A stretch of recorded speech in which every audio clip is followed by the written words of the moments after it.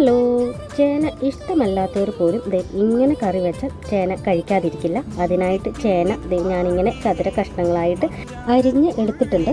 നന്നായി കഴുകി വൃത്തിയാക്കി ഒരു കുക്കറിലേക്ക് ഇട്ട് കൊടുക്കുക. ഇതിലേക്ക് ആവശ്യത്തിന് ഉപ്പ് വെള്ളവും ചേർത്ത് നമുക്ക് വേവിക്കാൻ വയ്ക്കാം. ഇനി വറുത്തര തയ്യാറാക്കാനായിട്ട് ഒരു മുറി തേങ്ങ എടുത്തിട്ടുണ്ട്. അത് ഒരു ചീഞ്ചട്ടി അടുപ്പത്ത് വെച്ച് അതിനകത്തേക്ക് വെളിച്ചെണ്ണ ഒഴിച്ച് ആ വെളിച്ചെണ്ണയിൽ നമുക്ക് തേങ്ങയിട്ട് നന്നായി മൂപ്പിച്ചെടുക്കാവുന്നതാണ്. ഈ മൂത്തതിലേക്ക് അല്പം മഞ്ഞൾപ്പൊടി, 2 സ്പൂൺ മല്ലിപ്പൊടി, അതുപോലെ തന്നെ 1/2 സ്പൂൺ മുളക് പൊടി എന്നിവ ചേർത്ത് നന്നായി വറുത്തെടുക്കാവുന്നതാണ്. ഈ തേങ്ങ വറുത്ത് മാറ്റി നന്നായി തണുക്കാൻ വെച്ചതിന് ശേഷം അരച്ചെടുക്കുക.